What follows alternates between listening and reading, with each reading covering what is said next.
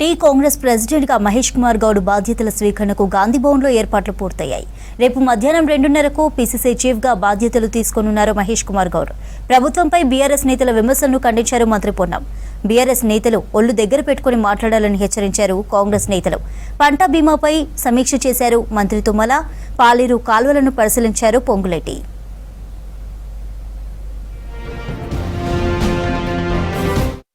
PCC chief గా రేపు గాంధీభవన్ లో బాధ్యతలు తీసుకోనున్నారు మహేష్ కుమార్ గౌడ్. గన్ పార్క్ దగ్గర నివాళులర్పించి గాంధీభవన్ కు ర్యాలీగా వెళ్లి అక్కడ మధ్యాహ్నం 2:30కు పీసీసీ చీఫ్ గా ఛార్జ్ తీసుకోనున్నారు. సీఎం రేవంత్ రెడ్డి మహేష్ కుమార్ గౌడ్ కు బాధ్యతలు అప్పగించనున్నారు. ఈ కార్యక్రమానికి గాంధీభవన్ లో భారీ ఏర్పాట్లు చేశారు కాంగ్రెస్ నేతలు. బాధ్యతల స్వీకారం తర్వాత ఇందిరాభవన్ ముందు ఏర్పాటు చేసిన బహిరంగ సమావేశంలో నేతలు పాల్గొననున్నారు. బీఆర్ఎస్ నేతలు ప్రాంతీయ విభేదాలు రెచ్చగొట్టేందుకు కుట్ర చేస్తున్నారని ఫైర్ అయ్యారు మంత్రి పొన్నం ప్రభాకర్. బీఆర్ఎస్ నేతలు ఒళ్లు దగ్గర పెట్టుకుని మాట్లాడాలని హెచ్చరించారు.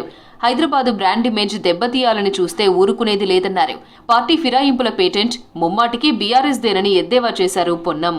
సీఎం రేవంత్ పై ప్రభుత్వంపై ఇష్టం వచ్చినట్టు మాట్లాడితే ఊరుకునేది లేదన్నారు కాంగ్రెస్ సీనియర్ నేత జగ్గారెడ్డి. శాసనసభ్యుడు మాట్లాడిన వీడియోను మరొకసారి కేటీఆర్ గారికి మీ ద్వారానే పంపిస్తా ఉన్నాం. మాట్లాడేటప్పుడు ఒళ్ళు దగ్గర పెట్టుకొని మాట్లాడాలి. ఎక్కడో విజయవాడలో గుంటూరులో జన్మించి ఆడికే ఇక్కడికి వచ్చి పెత్తనం చేస్తే నడవదని తొడగొట్టినటువంటి ఎవరు, వాళ్ళ గురించి నేను మాట్లాడదలుచుకోలే. కానీ అవన్నీ తెలియకుండా ఎలా నిన్న మీ గాంధీ మీ పార్టీ శాసనసభ్యుడే ఏం చెప్తా ఉన్నాడు, పార్టీ ఖరాబ్ అయిపోతా ఉంది, ఖరాబ్ అయిపోయింది, ఎందుకు ఖరాబ్ అయిందో సమీక్ష చేసుకోమంటుండు. అంటే మీ నాయన ఆ రోజు కాంగ్రెస్ వాళ్ళని ఎవరిని తీసుకొని కండువాలు కప్పితే తప్పు లేదు. ఇప్పుడు ముఖ్యమంత్రి కాంగ్రెస్ పార్టీ ముఖ్యమంత్రి రేవంత్ రెడ్డి గారు కండువా కప్పితే తప్పు వచ్చిందా? ఇది తెలంగాణ ప్రజలు కూడా ఆలోచన చేయండి. ఎథిక్స్ లేవు తెలంగాణ రాష్ట్ర రాజకీయాల్లో, ఎథిక్స్ రాజకీయాలు లేవు. దానికి పునాది కేసీఆర్ గారు అని స్పష్టంగా చెప్తున్నాం. సెక్రటేరియట్లోని తన ఛాంబర్లో పంట బీమా అమలుపై సమీక్ష నిర్వహించారు మంత్రి తుమ్మల నాగేశ్వరరావు. వ్యవసాయ శాఖ, హార్టికల్చర్ డైరెక్టర్లు, ఇతర విభాగాధికారులతో సమావేశమయ్యారు మంత్రి.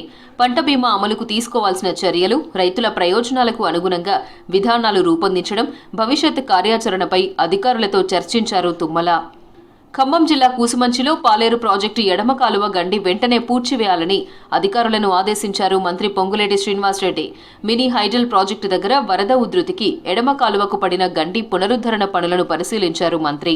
4 రోజుల్లో పనులు పూర్తి చేసి రైతులకు సాగునీరు అందించాలని ఆదేశించారు పొంగులేటి. పెద్దపల్లి జిల్లా మంథనిలో నూతనంగా ఏర్పాటు చేసిన సెంట్రలియన్ సాఫ్ట్వేర్ కంపెనీని ప్రారంభించారు మంత్రి శ్రీధర్బాబు. త్వరలోనే మంథనిలో స్కిల్ డెవలప్మెంట్ సెంటర్ను కూడా ఏర్పాటు చేస్తామన్నారు.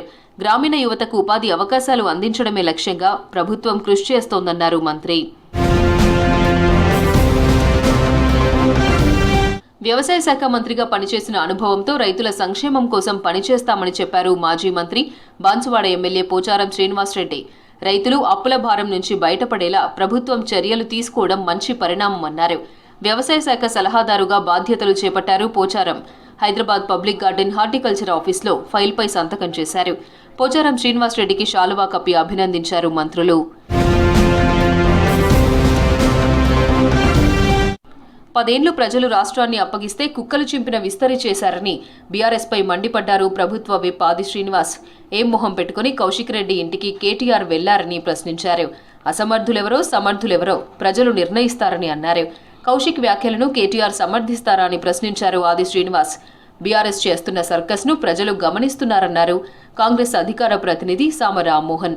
మహిళలను అవమానించడంలో నువ్వు నేను ఒకటే తీరును చెప్పడానిక ఈరోజు ప్రజలకు సమానం చెప్పాల్సినటువంటి అవసరం బాధ్యత కేటీఆర్కు ఉందని మాట సందర్భంగా తెలియజేస్తూ, మీకు మీ పార్టీకి ఏమాత్రం నైతిక విలువలున్నా ఆంధ్ర వాళ్ళు ఇచ్చే ఓట్లు కావాలి, ఆంధ్ర వాళ్ళు ఇచ్చే ఎమ్మెల్యే సీట్లు కావాలి, ఆంధ్ర వాళ్ళు ఇచ్చే నోట్లు కావాలి.